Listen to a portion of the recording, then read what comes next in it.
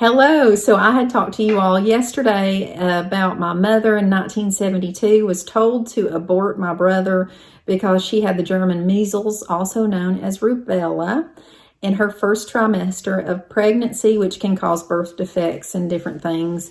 She was actually tested for the antibody and did test positive, by the way. I didn't mention that in the other video, but I wanted to tell you the rest of the story about my brother.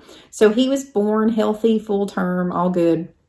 But when he was about 5.5 years old, my grandmother had gotten a new watch. And she said, listen to this watch, how this funny tick is on my new watch. And he said, put it to my good ear. And my grandma was like, And then, so they knew something wasn't right. And they went and got the phone and got him over there. And they said, hey, Aunt Ginger's calling. Here, talk to her. And they put it to his left ear. And he immediately took and put it to his right ear where he could hear. And so they knew that something was up. That week at the mall, they had a van that said free hearing test. So my mom took my brother over to the van. They tested his hearing, and the lady came out and she said, honey, she said, his hearing is something's wrong with it. You're going to have to take him to the doctor.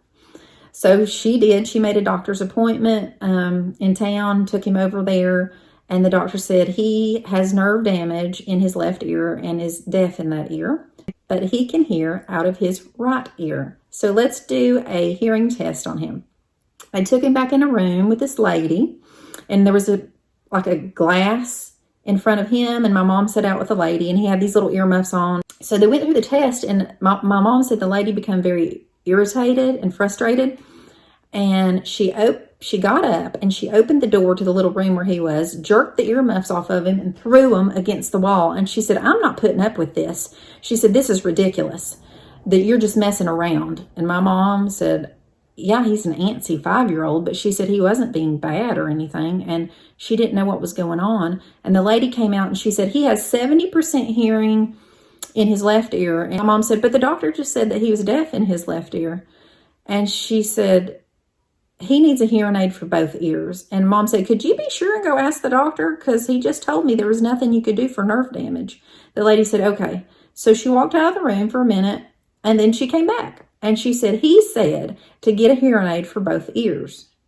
So my mom went home, and she just did not feel right about it. So the next day she called, and she said, I want to talk to the doctor. And so he got on the phone, and my mom explained the situation, and he said, you know what? She never came and spoke to me. She didn't say anything to me. He is deaf in that ear.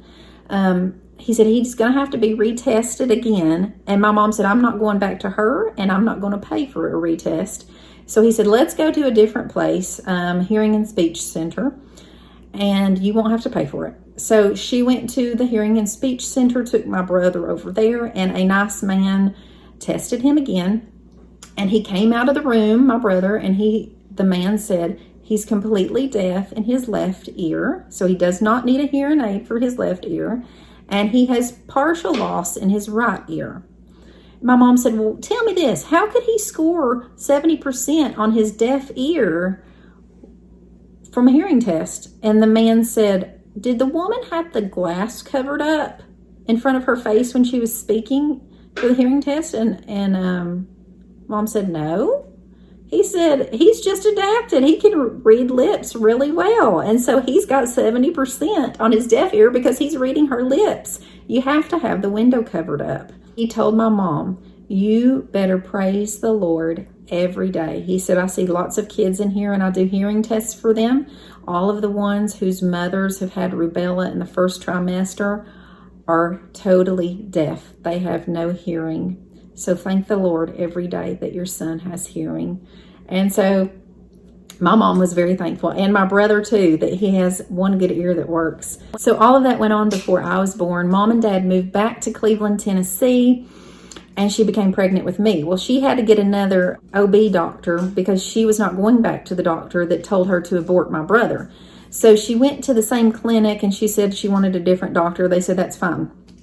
Well, my aunt had worked labor and delivery for 50 years at the hospital, and she was a nurse there. My mom had mentioned that about this doctor that had wanted to abort my brother, that he was no Marcus Welby, MD. Well, if you don't know who Marcus Welby, MD, is, he was this doctor that was on television in the 60s and 70s, and he was like this fabulous doctor. And so Mom was like saying he wasn't a good doctor because he wasn't like the doctor on TV.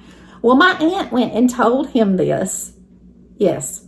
And which I think is hilarious. My mom never saw that doctor through her whole pregnancy with me. But right at the end, she went into labor, and he happened to be the on-call doctor for labor and delivery that day. He came, and she said he was very kind, and he knew what she had said about Marcus Welby, MD, and he delivered me, and I was healthy and fine too. Romans 8:28 says, "And we know that in all things God works for the good of those who love him, who have been called according to his purpose."